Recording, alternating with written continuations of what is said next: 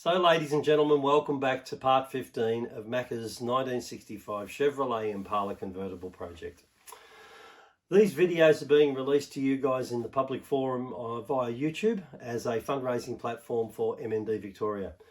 So we would appreciate it if you guys could make a financial contribution, doesn't matter how small or how large it is, in through Macka's mission funding page and into MND Victoria. The money that is raised through donations goes to MND Victoria and allows them to continue on the great work that they're doing with people, Victorians, that are suffering with Motor Neurone Disease. And we think that's a worthy cause to try and support. And that's why we're releasing these videos to the public.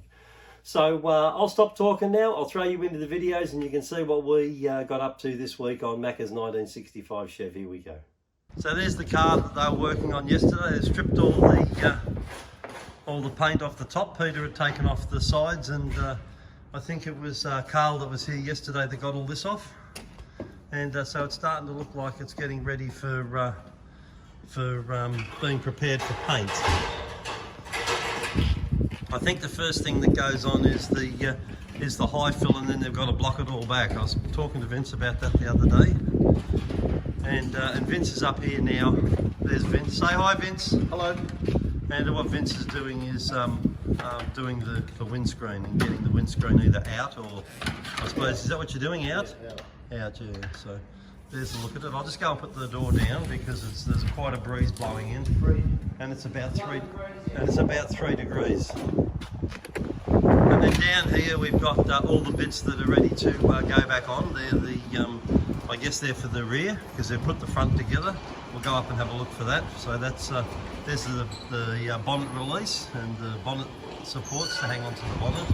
And I guess these are some sort of arms that are going to hang onto the diff and hang onto the chassis of the car. So down here they've got all the bits on, the top arm and the bottom arm and the spring, and I think there's a shock absorber got to go in there somewhere, I'm not sure. And then there's the bit that the wheel bolts to, and then this is the bit that puts the brake on. You know, there's the pads in there. Oh, there you go. There's the pads in there, and then all these little spring clips and stuff all make that part of it operate. And that's been done on both sides. And Mick was in and he's hooked up the brake lines. You might remember in another video that what Mick had done is run these brake lines out here. And what he's done is connected on the flexible hose, as you can see just there. It comes over and goes onto the brake caliper. And then of course that's blocked off there, and so that foreign material can't get in. And that's been done on both sides. They've got the drag link on, and they've got the other bits that go from the I think he called them tie rod ends or tie rods, and they go from the actual arm that turns the wheel up to the drag link that up to the drag link there that that operates off the steering arm. So that's all coming together, and as they've been doing it, as you can see there, they've been installing the split pins. So that job's completed once all that's done. And so that's coming together marvellously, and it looks fantastic. So now, as I said in last night's video, we still need to find out what's happening with the diff. So I guess we'll wait and see. Can you tell us what you're doing today, or what? We've discovered a little bit of rust behind the windscreen, just in here. Don't know if you can see it there. Just there. Oh yeah. So I want to remove the screen to get to that. Before I put, because it's literally 2 steps forward and 1 step back. So we wanted to put it all together, but it's just not going to be advantageous to put the body and the chassis together if I've got to work here. So I want to get the screen out so that happens. I'm going to not do body work over there and hit this. I've got to get the screen. That's a car body job, isn't it? A windscreen? Oh yeah, absolutely. Yeah, absolutely a car body job. So they're a fuse type or melt-in, they call them. There's 2 wires here, as you can see. And they'd put 12 volts to these 2 wires, and it'd heat the wire that goes around like an element, say, and apparently it takes 5 minutes. But the windscreen bloke told me yesterday, a good mate of mine, said to me that he's not interested in coming because he's not well, but he's given me advice and he's happy to work me through it or help me through it. I've got to remove these trims, and then he said, do a continuity test on these wires to see if they actually work. And I've already noticed that it's broken here, the wire, because of the rust. So that's a foregone conclusion now. So the next step would be to physically cut it out, or use what we use at work, a wire and 2 people, and work our way around it to get the screen out. And then it'll be clean up the surface, and where this rust is here, gonna have to cut out and repatch and redo. So that's extra work we didn't know about. Well, you know, we had a fair idea, but now we know. So this rust here is going to have to be dealt with, and we don't know how far it goes, but I'll make sure that it's never going to get water in there again and be fine. You sicker? Yeah, well, yeah, sicker glass. I won't. Look, I'm looking at it here, and there's definitely to the top edge where the dashboard, it looks like it's corroded. So I'm going to have to cut back and put a piece in there. There's a washer in there. Yeah, there's a nut and a washer, and any money we find in there's mine. You know that. That's one of my things. If I find money, it's mine. Goes in a tin. I've got some old rusty coins everywhere at home. But yeah, so I'll just keep going with this. It's another tedious, shitty job, but someone's got to do it. So here's the windscreen. As we saw before, Vince was getting ready to lift it out. So what stage are we at now, Vince? I've cut the windscreen out with a blade. And as I mentioned a minute ago, I've got 3 fingers left that don't hurt and don't have some sort of blood blister or something. They're killing me. But anyway, so I've cut all the way around the top where I could reach it. Yep. I've removed this trim, the trim that went around the bottom. This one on the top here looks a little bit intricate, a little bit complicated. So I'm going to leave it for another day because it's not that necessary right now. But I think that if I push this glass from the inside, I think it's going to come out. So if Max gets to the other side, go over there. Do you want to come in here maybe? Wherever you're not going to trip. Or maybe stay there. What do you mean I'm not going to fit? Trip. Yeah, you're an old man. You Mature. are. There's trip hazards everywhere here. I just don't want you to lose your balance. But I reckon... I'm going to talk to your wife about you. And I'm All not right. going to be very nice. All right. Hang on. There you go. Well, you didn't do much there, Max. No, he did. I need 2 people to pour. There you go. Right, That's the glass out. Hang on, just hang on. I'll just come around. You're right. I've got it. Now, if you hit this, will it break into little bits? No, it's laminated. Yeah, it's a laminated glass because he's broken it already what in are we 4 gonna do with places. It's broken. What are we going to do with it? Just yeah, put that's it what I over was there. thinking. Put it over there for now. Just in front of that drum. That's it. Yeah, just in front of the doom pev. What are we up for? Oh, look at that. You need the vacuum cleaner. Look, there's a nut there. Yeah. 1965 that would have fallen Oh, down there. was that? Did he find a 12mm bolt for that shocker? Yeah, we'll find them. No, he found. Did he find? Yeah, one I think down he there? did. That's good. What does it do? Does the windscreen sit on those blocks? Does it? These little blocks are like spaces to help the windscreen sit. So when we put the new screen in, I've been told to urethane it, and these little blocks are the spaces to that give it the gap that it needs. Will you use them again, or? Yeah, I reckon I will. Or at least I'll know what size they are and replicate them. But they look fine. They're just rubber blocks.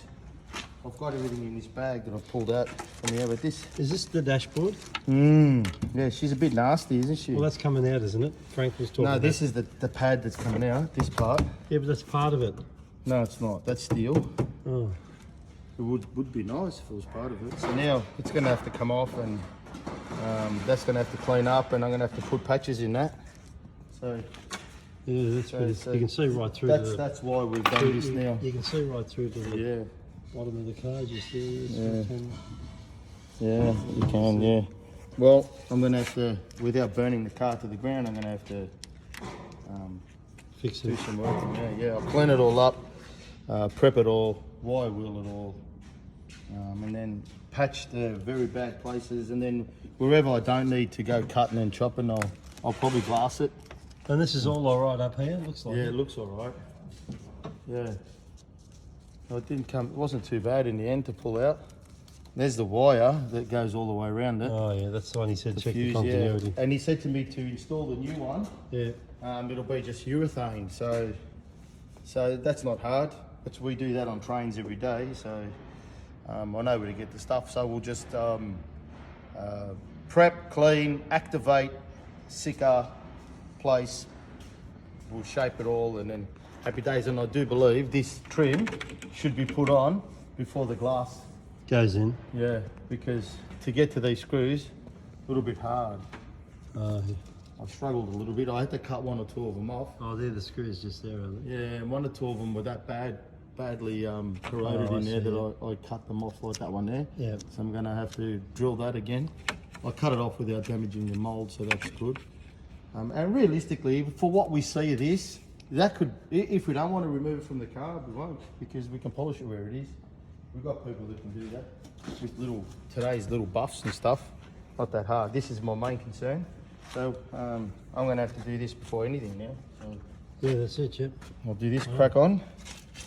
And now I think this is all the rust this car has. That's the end of it now. I think so, yes.